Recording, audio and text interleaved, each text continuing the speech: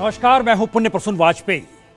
Master stroke में सबसे पहले 8 चेहरे, उन 8 चेहरों के आश्रय देश में क्या कुछ हो रहा है, यह तस्वीर भी आपके सामने उभर कर आएगी। जिक्र तो बहुत खबरों का होगा। बहरहाल सबसे पहले उन 8 तस्वीरों पर नजर डालते हैं। पहली तस्वीर तो चाहे अनचाहे आज राजघाट की उभरी।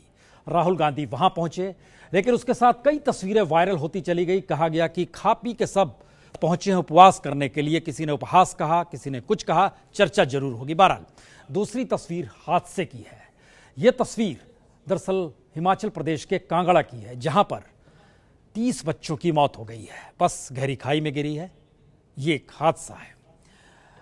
और उसके बाद तीसरी तस्वीर भारत बंद। यह सोशल मीडिया के जरिए क्या वाकई कल भारत बंद? ये 2 अप्रैल के काउंटर में स्वर्ण जातियों की तरफ से यह भारत बंद का ऐलान है।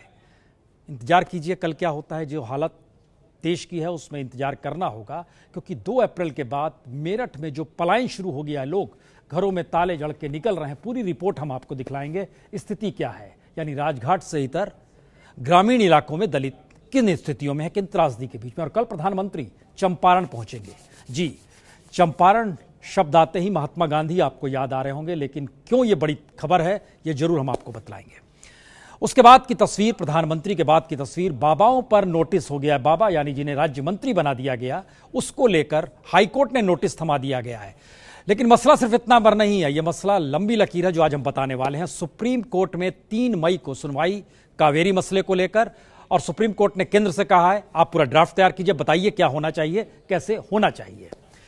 एक तस्वीर यह है। और उसके बाद की तस्वीर यह है, रेलवे सबसे भ्रष्ट है। यह सीवीसी के पास जितनी शिकायतें आई, उन्होंने उस शिकायतों का पुलिंदा खोला और उसके बाद इस बात का जिक्र किया रेलवे भारत में सबसे करप्ट है। याद कीजिए एक वक्त डीडीए हुआ करता था।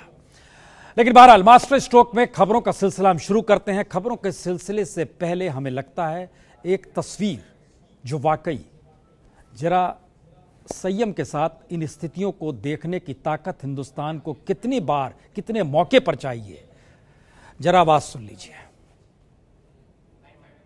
2017 की है।